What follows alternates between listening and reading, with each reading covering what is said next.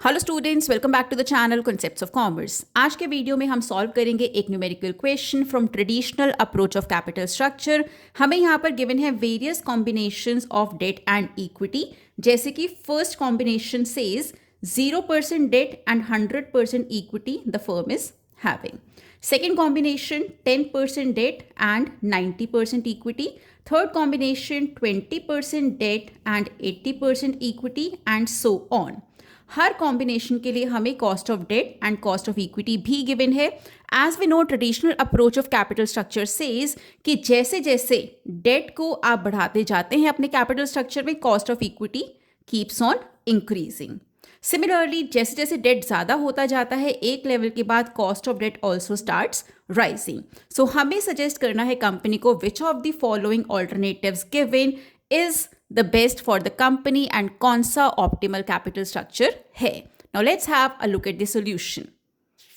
सो see, solution के लिए हमें इस तरह का एक टेबल चाहिए। First of all we will have ratio of debt first column में जो हमें गिवन है, कॉस्ट ऑफ डेट हमें गिवन है, weighted cost of debt we will have to calculate, ratio of equity given है, cost of equity given, weighted cost of equity हमें calculate करना है and overall cost of capital finally, that is आपका जो total cost of capital है that we have to calculate. So first of all वो चीजें लिख लेते हैं जो हमें क्वेश्चन में गिवन है। सो मैंने अभी वहां पर वो सब कुछ लिख लिया है जो हमें क्वेश्चन में गिवन है। Ratio of debt 0 first case में और आपके पास 100% इक्विटी है। सो 100 को मैंने कन्वर्ट कर लिया है in dividing it by 100, so it becomes 1। Second case में 10% डेट है, सो 10 बाय 100 को आप 0.1 भी लिख सकते हैं।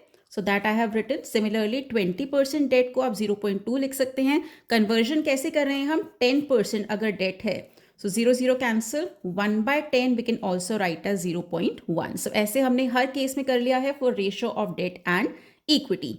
सो फर्स्ट केस में 0 is your ratio of debt and cost of debt है 5।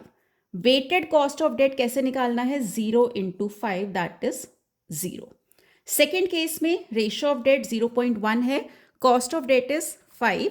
सो सेकेंड केस में वेटेड कॉस्ट ऑफ डेट हो जाता है 0.5।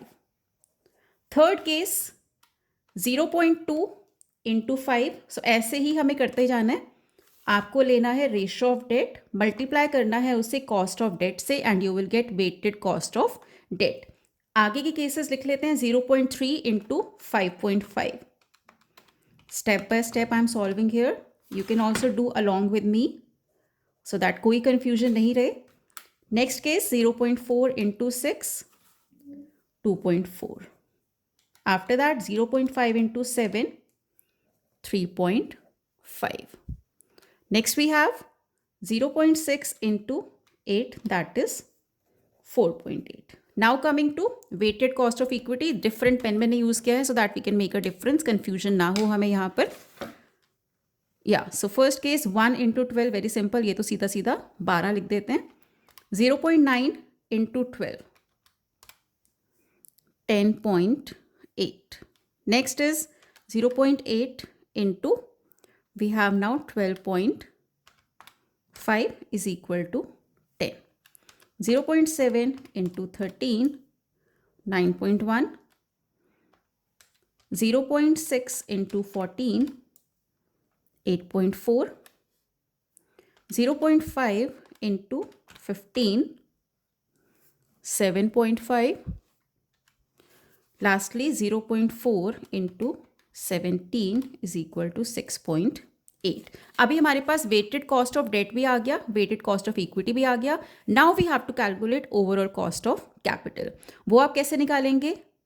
ऐड करना है column 3 that is weighted cost of debt, मतलब कि ये कॉलम प्लस ये कॉलम। सो फर्स्ट केस में 0 + 12, 12 हो जाता है। सेकेंड केस 0.5 प्लस 10.8 प्लस करना है यहाँ पर 11.3।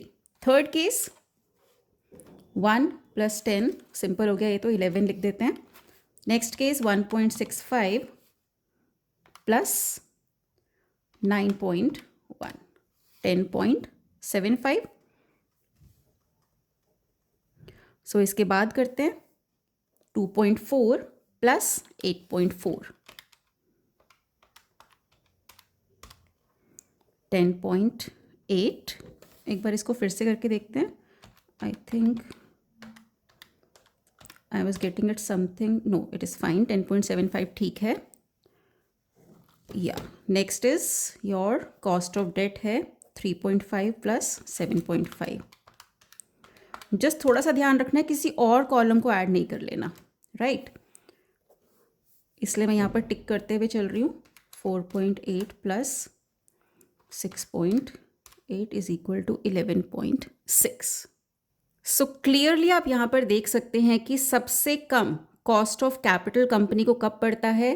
With this combination, that means 30% debt and 70% equity.